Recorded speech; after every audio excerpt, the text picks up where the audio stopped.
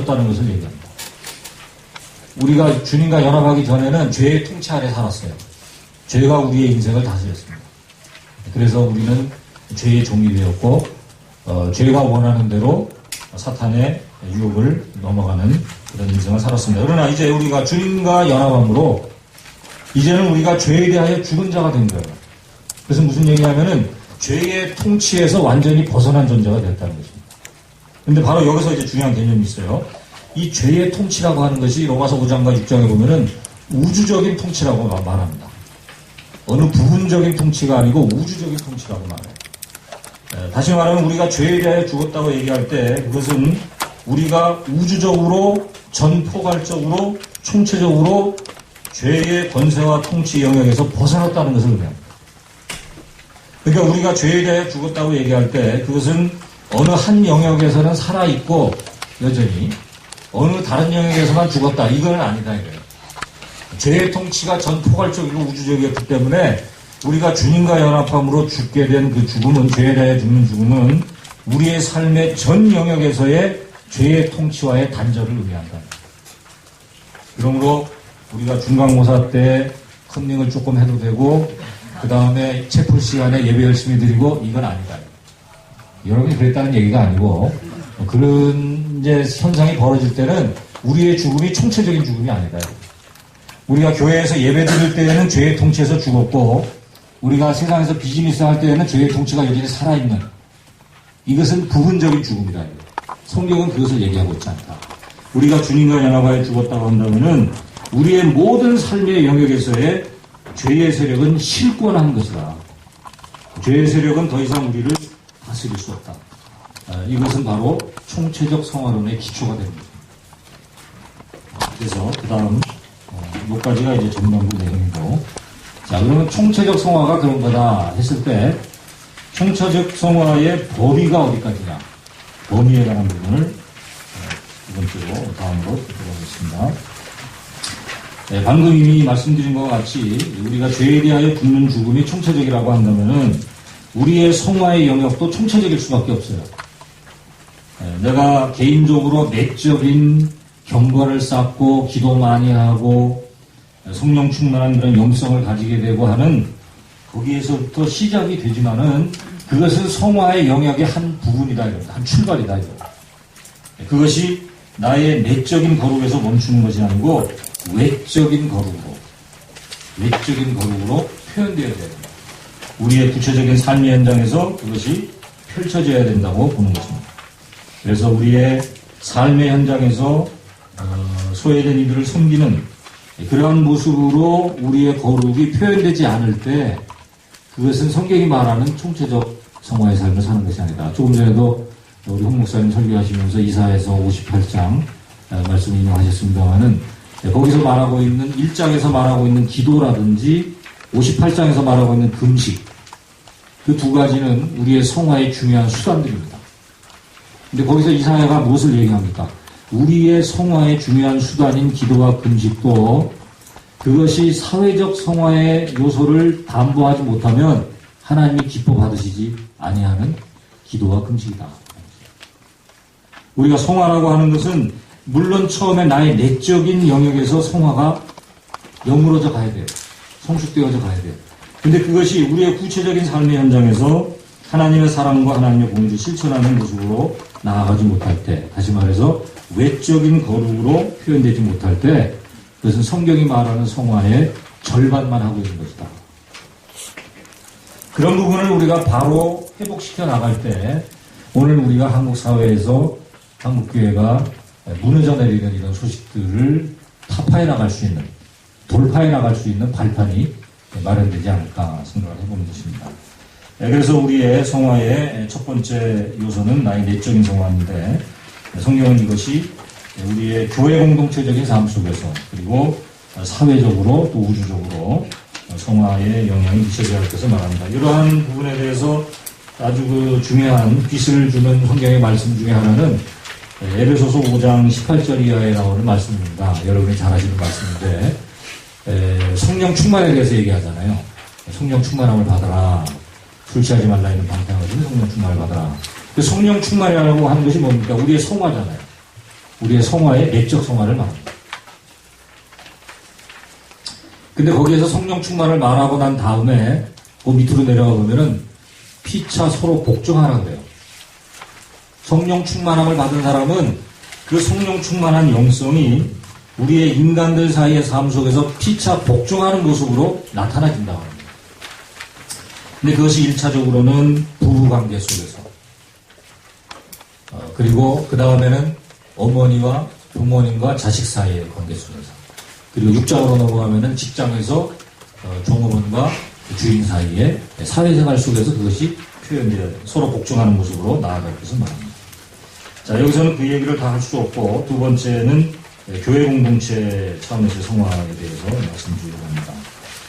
우리가 성화에 여러 가지 요소들이 있습니다만 그 중에 하나를 생각해 본다면은 아까 말씀드린 것과 같이 비비피케이션의 측면을 생각해 볼 때 새 사람을 살리는 이런 얘기가 있어요. 그 중에 한 가지를 생각해 본다면 주님을 본받는 삶이 있습니다. 우리가 성화라고 할 때는 주님을 본받는 삶을 살아야 되죠. 주님을 본받는 내용 중에 하나, 우리 섬기는 삶의 훈련을 잠깐 생각해 볼 수 있겠어요. 자, 이 섬기는 삶의 훈련을 생각할 때 우리가 이 섬기는 사람이 되게 하여 주옵소서 기도 많이 해야 됩니다. 네, 제자 훈련 많이 해요. 성경 많이 읽어야 돼요. 그런데 그 섬기는 삶의 훈련은 그 골방에서 제자 훈련하는 성경 공부실에서 끝나는 것이냐? 섬기는 삶의 훈련을 어디서 해야 돼요? 사람들과의 만남 속에서 해야 되잖아요. 그러니까 우리가 섬기는 삶의 영성 훈련, 성화의 삶을 이루어가기 위해서는 교회 현장 속에서 우리가 서로 섬기는 삶을 살아야 된다. 그래서 살아가지 못하면은 성화의 진정한 훈련이 이루어지지 않은 것이 아닙니다. 우리가 또 교회적인 차원의 성화를 생각할 때 성경이 말하는 중요한 가르침 중에 하나는 교회는 그리스도의 몸이라고 얘기합니다. 몸. 성경을 말할 때 몸이라고 얘기할 때 이것을 단순히 에베소서에 보면은 교회라고 하는 것을 어떤 빌딩으로 묘사를 하죠. 그래서 여러 가지 구조물들이 모아져 가지고 교회가 됐다. 근데 한 걸음 더 나가면 하나의 유기체적인 몸이라고 얘기합니다. 교회를. 그것은 뭐냐면은 생명적인 연결이 되어 있다고 하는 거예요. 교회 성도들 사이에. 그러므로 한 지체가 아프면 다른 지체가 아파하고 하는 이런 유기체. 그래서 이런 그리스도의 몸이라고 할 때에 이것은 성화의 삶을 추구할 수 있는 그런 단위가 되는 것입니다. 교회가. 그래서 우리가 요한계시록에 보면 7교회에 주는 교훈이 있죠. 에베소 교회는 처음 사랑을 잃어버렸다. 사랑을 회복해라. 보가모 교회는 우상제물과 행음의 유혹에 빠졌다. 그런 것들을 책망했습니다. 이렇게 교회마다 하나님이 주시는 성화의 훈련에 주제가 있어요. 오늘날 한국교회가 여러 가지 참 안타까운 소식들이 들려지는데 우리가 어떤 면에서는 개인적으로 성화의 훈련 많이 하는지 모르는데 교회적인 성화의 과제가 있다고 합니다. 그리스도의 몸이니까. 언약의 공동체로서 하나님의 계명들을 우리가 교회적인 차원에서 실천할 그런 필요성을 생각해 볼 수 있습니다. 개인적으로도 성화를 이루어가야 되지만 교회 공동체가 우리 한국 교회가 같이 이루어가야 하는 성화의 과제들 무엇일까 고민해야 되지 않느냐라고 하는 것입니다.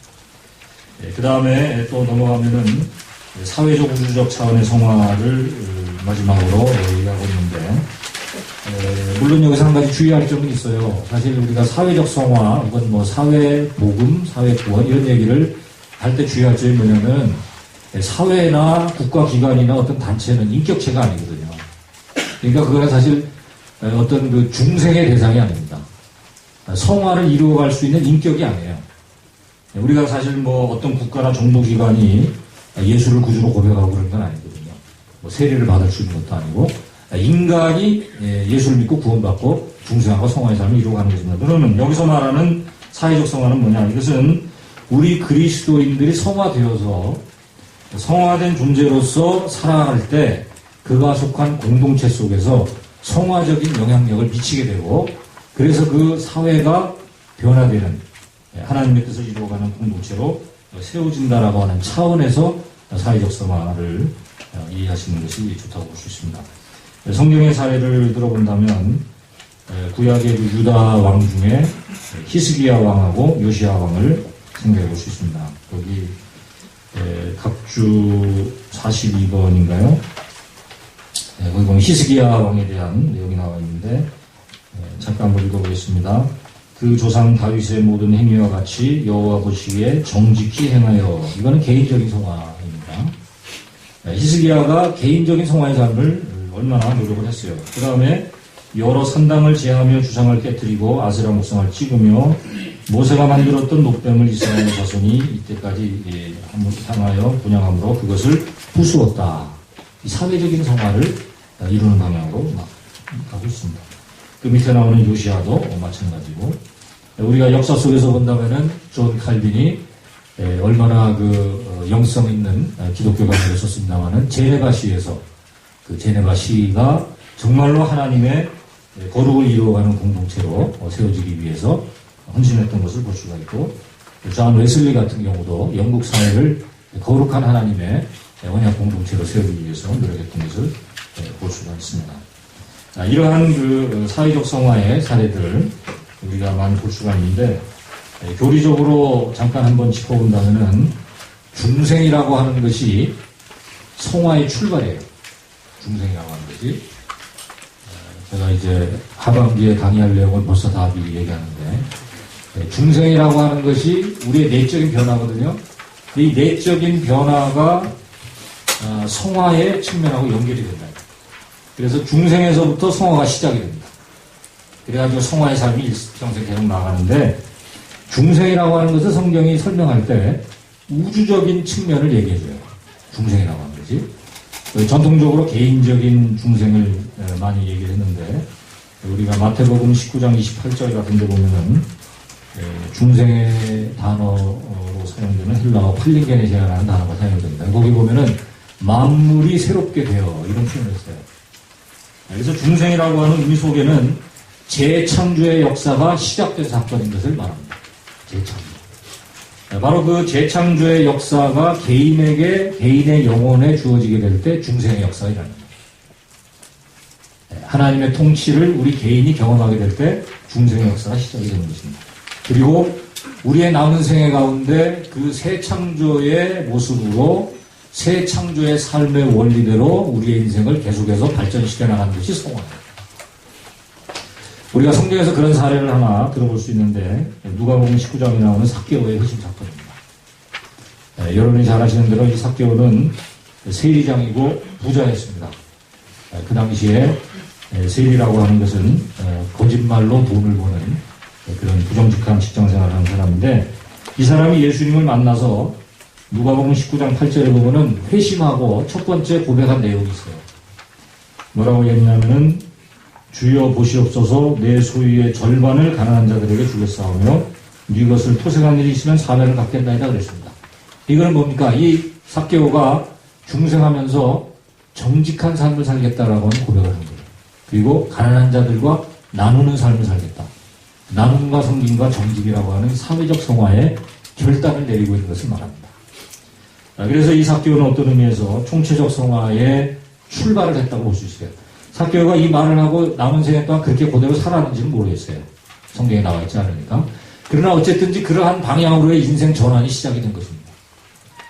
그래서 총체적 성화라고 하는 것은 바로 이와 같이 영적인 영역에서의 변화뿐만 아니라 우리의 사회적인 삶의 모든 영역에서의 변화를 말하고 있고, 이제 시간이 다 돼서 마지막 부분 우주적인 성화 말씀드리겠습니다.